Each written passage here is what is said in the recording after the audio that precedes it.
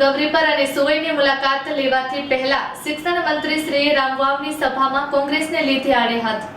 જિલ્લા પંચાયત રવ સીટના ખેંગાર પર ગૌરીપર અને સુવઈની મુલાકાત લેવાથી પહેલા શિક્ષણ મંત્રી શ્રી રામવાવની સભામાં કોંગ્રેસને લીધે આડે હાથ। સામાજિક અને રાજકીય આગેવાનોએ શિક્ષણ મંત્રી શ્રી ત્રિકમભાઈ છાંગાને આવકાર્યા, ઠેર ઠેર સન્માન કરી આહિરાતના કરાવ્યા દર્શન। વાડીલાલભાઈ સાવલા, કિશોરભાઈ મહેશ્વરી, હરિભાઈ રાઠોડ તેમજ જિલ્લા પંચાયતના ઉમેદવાર જયરામભાઈ સોનારા, તાલુકા પંચાયતના ઉમેદવારો રાજેશભાઈ ઢીલા, અજીતસિંહ જાડેજા, રામવાવ સરપંચ હરિભાઈ સોનારા પ્રવાસમાં રહ્યા સાથે। Report by Ghanshyam Barot, Kutch care TV news Rapar.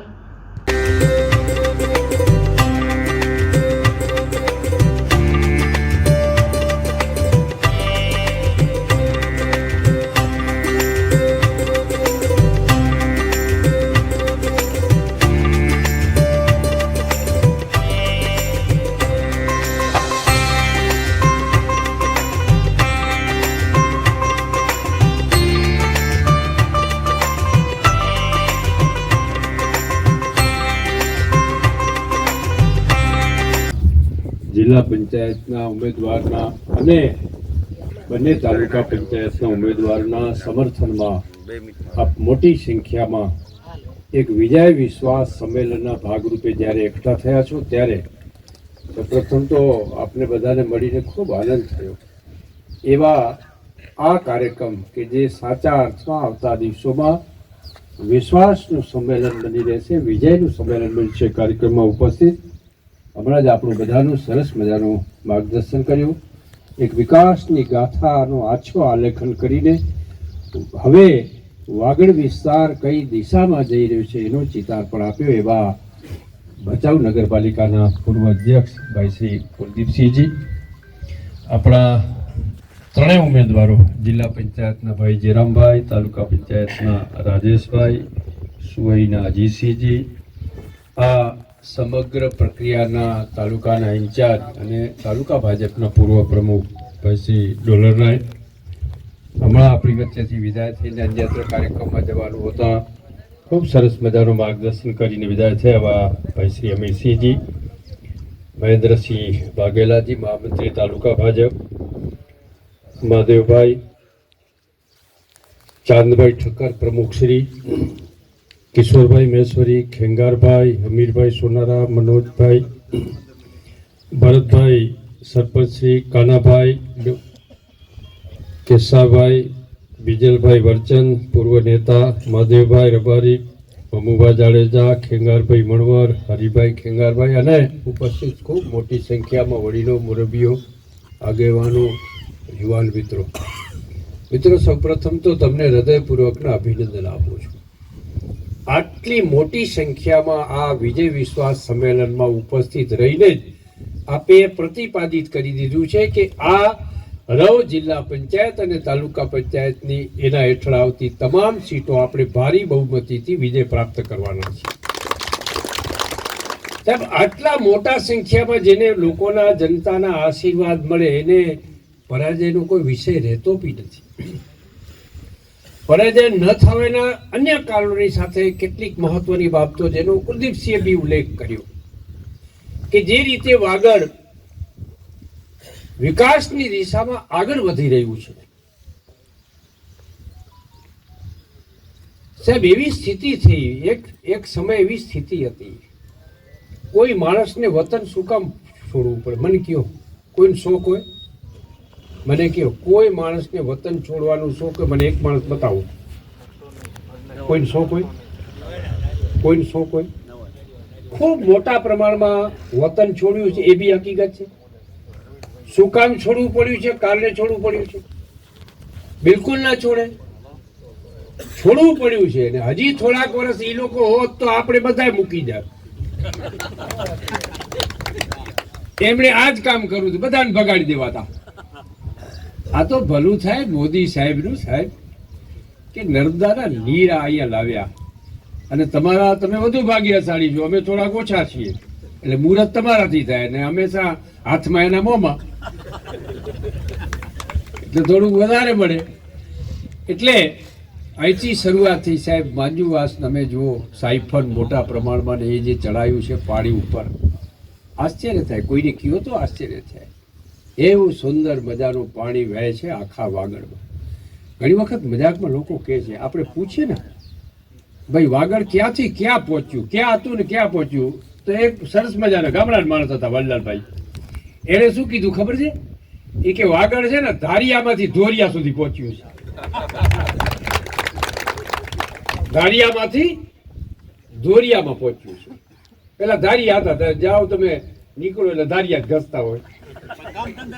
કામ ધંધા હતા ને, ધારિયા જ ઘસે, લડાઈ કરે ને, ઝઘડા કરે ને, મારે ને, કૂટે ને, પોલીસ સ્ટેશને જાય ને, કોર્ટમાં જાય, છૂટે ને. કુલદીપજી કહ્યું એવા 5,000 ની થેલી વાળા જઈ છૂટાવી દે અને પકડાવી દે. આ પ્રવૃત્તિ સાહેબ વર્ષો સુધી ચાલી. આજે આનંદ થાય, ગૌરવ થાય કે પ્રધાનમંત્રી મોદી સાહેબ ગુજરાતમાં હતા ત્યારે, અને આજે ભૂપેન્દ્રભાઈ પટેલની આગેવાનીમાં કુલદીપસિંહ બહુ સાચી વાત કરી કે એવો સરળ માણસ. સાહેબ અમે કોઈ દી સાંભળે નહીં શેઠ કે આદરણીય મુખ્યમંત્રીશ્રી પાસે ગયા હોઈએ કે સાહેબ આ આટલી વસ્તુ છે, આટલું કામ છે, 100 કરોડનું, 50 કરોડનું, 200 કરોડનું, 500 કરોડનું, જેટલું હોય કાંઈ વાંધો નહીં, કે પૈસાની કોઈ કમી નથી, આપી દેજો, કામ સારું કરાવજો. પૈસાની કોઈ ના નથી પડી, પૈસા નહીં જડે, આપણા 500 ક્યાંથી લઈ આવી, તું આ 500 કરોડની વાતો લઈએ, 500 કરોડ ક્યારે થાય નહીં, કાંઈ વાંધો નહીં, આપી દઈશું. એક શરત, કામ સારું કરાવજો, એટલે એવું સારું ગુણવત્તાવાળું કામ કરાવજો. સાહેબ આટલી ભલામણ કરી, ક્યારે કોઈ કમી નથી કરી. અને એટલા માટે આજે વાગડ, બરાબર સૂત્ર સાંભળજો, હા બરાબર સમજો, મને બહુ ગમ્યું એટલે હું વારંવાર કહું છું, ધારિયામાંથી ધોરિયામાં પહોંચ્યું છે, નીચે ન પહોંચે સાહેબ. એક સમય સ્થળાંતર હતું, આજે ફરી પાછું રિવર્સ માઇગ્રેશન શરૂ થયું છે સાહેબ, કે જે લોકો બહાર ગયા હતા એ પણ પોતાના દેશમાં આવીને ખેતીવાડી ધંધા, બીજા રોજગાર, ખેતીવાડીને અનુરૂપ બીજા ધંધા રોજગાર કરવામાં રાપર ફરી પાછું. સાહેબ વાગડ બરાબર સ્પષ્ટ કીધું, તમને સારું લગાડવાની વાત નથી કરતો, ખૂબ પવિત્ર અને ચોખ્ખા દિલનો વિસ્તાર, લોકોનો વિસ્તાર છે, ઈમાનદાર દયાળુ લોકોનો વિસ્તાર છે, ભૂખ્યાનું મોઢું ન જોવે, પોતે ગમે એટલું સહન કરી લે એવો પ્રદેશ છે. અને એ પ્રદેશના માણસોએ ના છૂટકે વતન છોડવું પડે. સાહેબ વતન છોડવાની પીડા એ તો જેને કોઈએ છોડ્યું હોય ને એને પૂછજો કે એની પીડા કેટલી છે. અને એ આ બધા આ પંજાવારે છોડાયા છે, એ બધા યાદ રાખીને બેઠા છે. આપણે ચિંતા નથી, એટલી ચિંતા એને છે કે અમને મુકાયું છે દેશ અમારો, હવે તમને જોજો, તમને મુકાવીશું. જોકે એમને તો છોડી જાય ને, એનું મોસાળ ત્યાં ઇટાલીમાં છે, એ તો જતા રહેશે ત્યાં. મોસાળ છે ને, મોસાળમાં તો જાય, મામાને ઘરે તો જાય ને, બધા જાય, આપણે બી જઈએ મામાને ઘરે. આપણે નાના હતા તે દી જતા, મોટા ઓછા જઈએ. આ મોટો 55 વર્ષનું થાય તોય જાય, વચ્ચે તો મોટા રીસાઈ જાય બિચારું. 55 વર્ષનો છોકરો, આપણે 2-5 વર્ષનો 5 વર્ષનો દીકરો રીસાય તો આપણે સમજીએ કે એને મનાવીએ, ચોકલેટ દઈને, પીપર દઈને, બિસ્કીટ દઈને માની જાય. 2-4 વર્ષનો દીકરો આ 55 વર્ષનો ઓચિંતો રીસાઈ જાય ને 3-4 મહિના ભાગી જાય દેશ મૂકીને. લ્યો શું કરવું સાહેબ, આ પ્રકારની બારીશ. હું બરાબર કચ્છની વાત કરું, 1985માં રાજીવ ગાંધી દેશના વડાપ્રધાન હતા, અને એણે ભુજની જાહેર સભામાં કીધું હતું સાહેબ, જાહેર સભામાં એણે પોતે કીધું હતું કે હું દિલ્હીથી 1 રૂપિયો મૂકું છું અને 15 પૈસા પહોંચે. 1 રૂપિયો, આ બિલકુલ હકીકત છે, સનાતન સત્ય થયેલી હકીકત છે. અને ભુજની જાહેર સભામાં કીધું તે, બીજે ક્યાંય નહીં, કે હું 1 રૂપિયો મૂકું છું ને 15 પૈસા પહોંચે છે. સાહેબ આજે તમે કોઈ પણ ગ્રાન્ટ, જો સરપંચો બેઠા છે પૂછો, નર્મદાનું પાણી આવે છે સડસડાટ, એમ સડસડાટ પહોંચી આવે પંચાયતના ખાતામાં. સરપંચ સવારમાં જોયું તો મેસેજ પડ્યો હોય, 10 લાખ જમા, 15 લાખ જમા, 25 લાખ જમા, 5 લાખ જમા તમારા ખાતા. પૂછજો સરપંચોને. આવી ટ્રાન્સપરન્સી પેદા થઈ છે, અને એને કારણે સારા કામો, વિકાસના કામો, જરૂરી કામો, તમામ વર્ગ સમૂહના લોકોના કામો થઈ રહ્યા છે. અને લોકો એટલા માટે આનંદિત છે. સામે કઈ છે નહીં, બિચારા આમ તો થાકી રહ્યા, તો હાજરી પુરાવી પડે એને, દુકાન તો એને ચાલુ રાખવી પડે ને, ભલે જેવો માલ હોય એવો દુકાન ચાલુ રાખવી પડે, પછી જે હોય તે. ઘણા પસ્તીની દુકાન નથી રાખતા, શું વેચે ખબર છે ને, પસ્તી. હવે સમજી ગયા ને, પસ્તી વેચે છે. આ પસ્તી જેવું છે સાહેબ, કાંઈ બાકી વધ્યું નથી. જે રીતે વિકાસની રાજનીતિ ભારતીય જનતા પાર્ટી જે રીતે અપનાવી છે, અને એક કાર્યકર્તાઓ સાહેબ, આ જો વિચાર તો કરો, પાર્ટી પાસે કેટલા કાર્યકર્તાઓ, હજારો લોકો એના માટે કામ કરે. આપણે કેમ લગ્નમાં ગયા હોઈએ વરરાજા તો એક જ હોય ને. હા, હવે ત્યાં તો ખબર નહીં કેટલા વરરાજા હોય, નક્કી જ ન હોય. પડી જાન આખી છે, એક વરરાજા આવે તો એની પાછળ બધા ચાલે. અને સાહેબ કેવા ઉમેદવારો દીધા છે તમને જુઓ તો ખરા. હા, ખૂબ સક્રિય, ખૂબ વફાદાર, ખૂબ ઈમાનદાર, ખૂબ વિનમ્ર, ખૂબ સંસ્કારી, ખૂબ સમજદાર. બોલાવા હોય તો ગમે, અમુકને બોલાવા હોય તો મૂઠ જોવો પડે, એ તકલીફ પડે. એવા ઉમેદવારો તમને મૂકીને ખરેખર તો આ વિસ્તારની જનતાને ખૂબ અપેક્ષા સંતોષવા માટેનું ભારતીય જનતા પાર્ટી પ્રયત્ન કર્યો છે. તાલુકાના ઉમેદવારો જો, જિલ્લાના ઉમેદવારો જો, ખૂબ સરળ માણસો, ખૂબ સજ્જન વ્યક્તિત્વ, ખૂબ સક્રિય કામ કરવાની ધગસવાળા. કુલદીપસિંહ કહેતા ને અમે ભાઈ થાનકીજી નહીં પણ ભાઈ અમિતજી કહેતા હતા કે ગમે ત્યારે તકલીફમાં અમે, એ તો આપણી જવાબદારી છે. આપણે તો નહોતા ત્યારે કરતા. वाजपेयी जी कहते कभी थे अकेले हम लोग जुड़ते गए ने कारवा बनता गया. कभी थे अकेले हम હતા પણ અમે સેવા કરતા ગયા. સાહેબ જે વખતે નરેન્દ્ર મોદી સાહેબે કૃષિ મહોત્સવનું આયોજન કર્યું ને, આવો જ તડકો હતો મે મહિનામાં 2004ની સાલમાં. કૃષિ મહોત્સવ કાઢ્યો, કૃષિ વૈજ્ઞાનિકોને બોલાવ્યો, લોકો હસતા હતા કોંગ્રેસ વાળા. એ કે આ જિલ્લામાં શું કરવાનું છે, ખેતીવાડીમાં છે જ નહીં કાંઈ. તો હવે ખબર પડી ગઈ, હવે તો અહીંયા અલગ પ્રકારની જે ખેત પેદાશો વિદેશ નિકાસ થાય છે વિમાન માર્ગે. એવી પરિસ્થિતિ અહીંયા થઈ ગઈ છે. આ જિલ્લામાં એવી પરિસ્થિતિ થઈ. કુલદીપસિંહ એ વાત કરી ખેડૂતોના વળતરની, પાક નુકસાનીની 44,000. એમાં મગફળી બગડી એને તો આવ્યા, મારા જેવાના બાવર ઉભા હતા એને આવ્યા. કારણ કે જો એ તમે વિધિસર સર્વે કરવા જાઓ ને પંચનામા કરો ને એક એક ખેતર જાઓ ને તો 4 મહિના બીજા નીકળી જાય, ચોમાસું આવી જાય, ખેડૂતોને કામમાં ના આવે. સરકારનું એ તો ભાઈ ખેડૂતોને તાત્કાલિક ઉપયોગ થવો અને એને એ નાના કામમાં આવી જાય, એનો ઉપયોગ કરે. એ ખેતીમાં બિયારણમાં કરે, સુધારણામાં કરે, જે કરવું હોય કરે. ખેડૂત છે પોતે ઉપયોગ કરવા. તમે 44,000 કંઈ ઘરમાં નથી રાખી દેવાનું, ખબર છે સરકારને કે એનો ઉપયોગ કરશે, ત્યાં ખેતીમાં કરશે, બીજામાં કરશે. મગફળી ખરીદીની વાત આવી, જાહેરમાં અમે કહીએ છીએ હંમેશા, એક વ્યક્તિઓ બતાવો કે એ મગફળી લઈને ગયો એપીએમસીમાં વેચવા અને 1 કિલો પણ મગફળી પાછી કોઈ લાવી હોય, એક પણ વ્યક્તિને. સાહેબ 2900ના ભાવે મગફળી સરકારે ખરીદી. એ જ રીતે કપાસની ખરીદી કરી, 15,000 કરોડ રૂપિયા ટેકાના ભાવે ખરીદીને આપ્યા, 11,000 કરોડ રૂપિયા પાક નુકસાનીના આપ્યા, 30,000 કરોડ રૂપિયા સરકારે એક જ વર્ષમાં ખેડૂતોને આપ્યા છે. અને પ્લસ પાણી તો ખરું 30મી તારીખ સુધી. હમણાં આગેવાનો કહેતા હતા કે 30 તારીખ સુધી જરૂર નથી પાણીની બાપુ. હા, એ કે ચાલુ રાખો ને, કહું સામે બેઠા એ વળી કહે છે પાણી જો બંધ. એને તો એમ જ કરવું છે ને, જે નથી એનું કેવું છે. એટલે કે ભલે જેને જરૂર હશે એ વાપરશે, ના જરૂર હોય તો વેસે રહ્યું. તો પાણી છે ને, હા પાણી છે, પારસ છે, પારસ વેસે રહ્યું. જેને જરૂર પડશે ઉપયોગ કરશે, નહીં જરૂર પડે એને કંઈ વાંધો નથી. પણ જો બંધ કરશું, ઘણા એવી દલીલ કરે ને, સાચી વાત છે કે અત્યારે બંધ રાખીને પછી સમય ચાલુ આવે ત્યારે ચાલુ કરો. પણ બંધ રાખો એટલે એ બેઠા હતા કરશે, જો અમે કહેતા હતા ને પાણી બંધ થશે, આજુ થઈ ગયું ને તમારું બંધ. અને આ 2-4 લોકો તો એવા હોય ને કે સાચી હશે, પાણી બંધ કરી નાખ્યો, અત્યારે ટાણો આવ્યો એટલે બંધ કરી નાખ્યો. પણ કીધું નહીં, સરકારે કીધું ભાઈ પાણી જેને જોઈએ એ ઉપયોગ કરે, નથી જોઈએ ને કંઈ વાંધો નહીં. તો સાહેબ આવી સરકાર, આવા પ્રતિનિધિ, આવા સ્થાનિક સ્વરાજ્યના પ્રતિનિધિઓ, આમાં કોઈ એક પુરુષાર્થ, બધાનો ભેગો પુરુષાર્થ હોય. ક્યાંક ને ક્યાંક નીચેથી ઉપર રજૂઆત આવે, એનાથી ઉપર જાય, એનાથી ઉપર જાય, અને એ રીતે આખી રજૂઆત, આખી સુગ્રથિત માળખું છે. ભાઈ કુલદીપસિંહે કહ્યું પણ એમાં કોઈ શંકાને સ્થાન નથી. ભારતીય જનતા પાર્ટીની તાલુકા પંચાયત, જિલ્લા પંચાયત બનવાની, બિલકુલ બનવાની, પાકા પાયે બનવાની છે. કોઈ શંકા નથી, કોઈ સંશય નથી. પણ આપણે સજાગ રહેવું પડે, આપણે સતર્ક રહેવું પડે. આળસ કરવું પાલવે નહીં કે હું નહીં એક કામ કરું તો ચાલશે. હું ઓલું દૂધના પાત્રવાળું છે ને, તમને ખબર હશે, એક વખત હવે રાજાએ આદેશ કર્યો ભાઈ સવારે બધા એક દૂધનું પાત્ર રાખી, મોટું તપેલું, બધા નગરજનો એક પ્યાલો લોટો દૂધનું નાખી આવજો. અમારા જેવાને એમ થયું કે હવે એક હું પાણીનું નાખી તો ક્યાં પડે, બીજા દૂધ નાખશે ને. સવારે જોયું તો બધું પાણીથી ભર્યો હતો. એટલે આવું થાય નહીં, એટલા માટે એની તકેદારી આપણે બધાએ રાખવી પડશે. એમ નહીં થાય કે હું એક નહીં કરું તો ચાલ, નહીં, મારે કરવાનું છે. મારાથી જે બને તે કરવાનું, જે થઈ શકે એટલું કરવાનું છે, જેટલું થઈ શકે. પણ મારે પગ વાળીને બેસવું નથી, મારે તો ચાલવું છે, લોકો પાસે જવું છે, લોકોને સમજાવવા છે. નહીંતર ખોટા લોકો ખોટી વાતો કરી જશે. ખૂબ વાતો થઈ શકે, ઘણી બધી વાતો થઈ છે ને થઈ શકે કે જે પરિસ્થિતિ સાંપ્રત પરિસ્થિતિ છે એ પરિસ્થિતિમાં વાગડ હવે કરવટ બદલીને, વાગડ તો હવે કચ્છનું સાચા અર્થમાં મુગટ બની રહ્યું છે.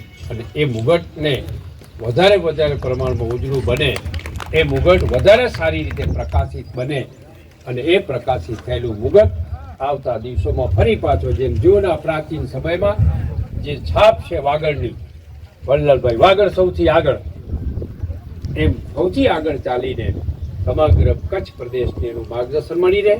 અને અમારા ઝોન પ્રતિનિધિઓ અમે વિધાનસભામાં બધા સાથે છીએ, તો જે કંઈ કચ્છનો વિષય આવે તો વિરેન્દ્રસિંહ હોય, ભાઈ અનિરુદ્ધભાઈ હોય, કેશુભાઈ હોય, માલતીબેન હોય, બધા ભેગા થઈને ચિંતા કરીએ. પદ્મનસિંહ હોય, ચિંતા કરીને કચ્છ માટેના પાણીની હોય. શિક્ષકોની વાત કરીને સાહેબ, ગુજરાતમાં એક જ જિલ્લાને 4100 શિક્ષક ભરવા માટેની સ્પેશિયલ મંજૂરી રાજ્ય સરકારે આપી છે, એક જ જિલ્લાને.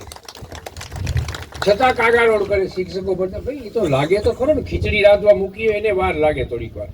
હા, એને કઈ ચડાવ્યા ભેગી ઉતારાય નહીં, ઉતારે. અને ઉતરે તો ઠારવા દેવી પડે ને કે મોઢું બની જાય. એમણે પેલા જીવ બાર્યા છે, મોઢા નહીં જીવ બાર્યા છે, એ ધંધા કર્યા છે. આપણે બારવું નથી, આપણે ઠારવું છે. એટલે ઠરતા થોડુંક સમય લાગશે, પણ ચોક્કસપણે સાહેબ આ ભરતી સુધીમાં મોટા ભાગના શિક્ષકોની ઘટ પણ આ જિલ્લાની પૂરી. ઉચ્ચ પ્રાઇમરીમાં તો ખાસ હવે છે નહીં, બહુ ઓછી છે. એ પ્રાઇમરીમાં 1 થી 5માં થોડી ઘણી છે. એ પણ લગભગ આવતી અત્યારે જે પરીક્ષાનું આયોજન છે ટેટનું, એમાં લગભગ પૂર્ણ થઈને મોટા ભાગે સાહેબ જુઓ તો ખરા માધ્યમિક શાળાઓ, પ્રાથમિક શાળાઓ, એના રૂમો, સ્માર્ટ ક્લાસ, ક્યાં હતા ક્લાસ સાહેબ હમણાં? હા, એમનું પોતાનું જ ક્લાસ નતો તો આપણે ક્યાંથી ક્લાસ હોય? ભણવાના ક્લાસ ક્યાંથી? પોતાનું ક્લાસ તો ખપે ને.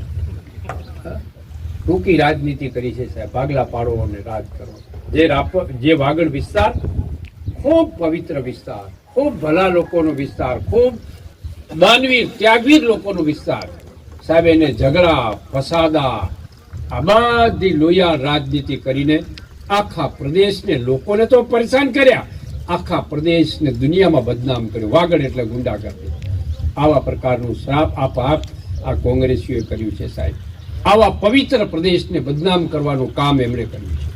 ભારતીય જનતા પાર્ટીની મોદી સાહેબ અને ભૂપેન્દ્રભાઈ પટેલ સાહેબની સરકારે એ ફરી પાછો એ જ સ્થિતિમાં કે વાગડ સૌથી આગળ ચાલશે, અને એ દિશામાં જ્યારે ચાલવાનું શરૂ કર્યું હોય ત્યારે એને બળ મળે, એ ચાલવાની શક્તિ વધુ મજબૂત થાય, અને આખી પ્રતિનિધિઓની, ચૂંટાયેલા પ્રતિનિધિઓની ટીમ આવતા દિવસોમાં વાગડના વધુ વિકાસની દિશામાં આપણને સૌને લઈ જાય એવી અભ્યાસના સાથે ફરીને આ ત્રણેય ઉમેદવારો ભાઈ જયરામભાઈ અને રાજેશભાઈ અને અજીતસિંહ છે ને અહીંયા, હા, ત્રણ ઉમેદવારોને ખૂબ ભારી બહુમતી 26 તારીખે, હવે જાજો સમય નથી, 2-3 દિવસ છે. હવે એમણે હજી મુહૂર્ત નથી કર્યું, હવે કરશે 26 તારીખ પછી.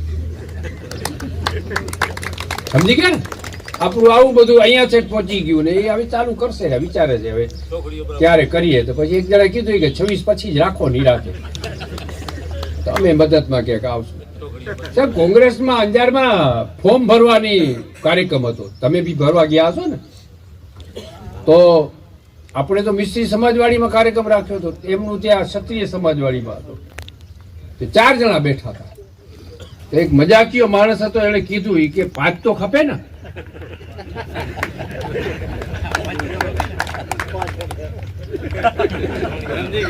પાંચમો ખપે ને, છાણી વાળો 4 છે, 5મો ક્યાં સાહેબ? જેની પાસે 5 લોકો પૂરા ભેગા ન થાય એ ચૂંટણી જીતવાની વાતો કરે, કેમ શક્ય બને? કોઈ શક્ય નથી. જનતા હવે ઓળખી ગઈ છે.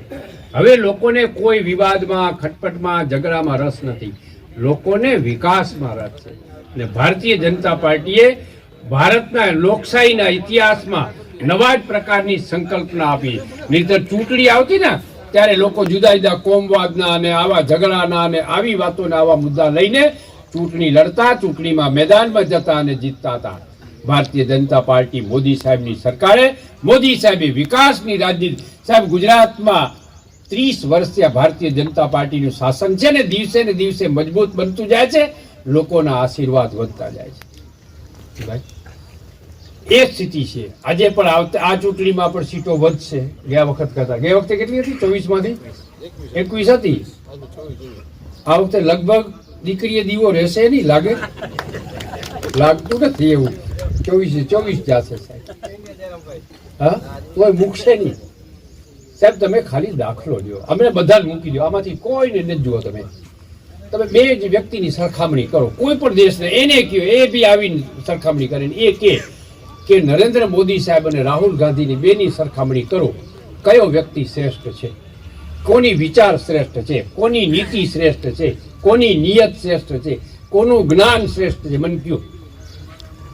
કોઈ પણ માણસ ગમે એને, એનો વિરોધી હશે એ પણ કહે છે કે નરેન્દ્ર મોદી સાહેબ જે રીતે દેશ માટે કામ કરે છે સાહેબ, 18 કલાક જાગીને કામ કરે છે, નવી ઊંચાઈ તરફ દેશને લઈ જાય છે. રાહુલ વિવાદની રાજનીતિને કેવા ને કેવા મુદ્દા લે. હમણાં 2 દિવસ પહેલા ખડગેજીએ કીધું હોય કે આતંકવાદી હે મોદી. લ્યો, મોદી આતંકવાદી, તમે શું છો સાહેબ? આવી વાતો કરીને ઉલટાનું પોતાનું વજન ઘટાડે, લોકોમાં એમના વિશેની જે છાપ છે એ બી બગાડે છે. નરેન્દ્ર મોદી સાહેબ જેવા વ્યક્તિને, રાષ્ટ્રપ્રેમી દેશપ્રેમી વ્યક્તિને તમે આતંકવાદી જેવા શબ્દો પ્રયોગ કરો, એક સામાન્ય માણસને પણ આ વાત ગમતી નથી, ઘરે ઉતરતી. અને એટલા માટે એમનામાં પણ રોષ છે કે આવી બાલિશતા, આવા હલકા શબ્દોનો પ્રયોગ આપણે ક્યારેય નથી કરતા. ભારતીય જનતા પાર્ટીના આવા સંસ્કાર નથી કે આપણે કોઈના માટે હલકા શબ્દોનો પ્રયોગ કરીએ. આવા હલકા શબ્દોનો, હીન શબ્દોનો, ખોટા શબ્દોનો પ્રયોગ કરીને ભારતીય રાજનીતિને દોડવાનો પ્રયત્ન કરે છે. સમય પર આવી દરેક બાબતનો જનતાએ જવાબ આપ્યો છે. આ બાબતનો જવાબ પણ 26મી તારીખે આપણા સૌના માધ્યમથી જનતા રાપર વિસ્તારની જનતા આપે એવી અભ્યર્થના સાથે વિરમું છું. અસ્તુ. ભારત માતા કી જય.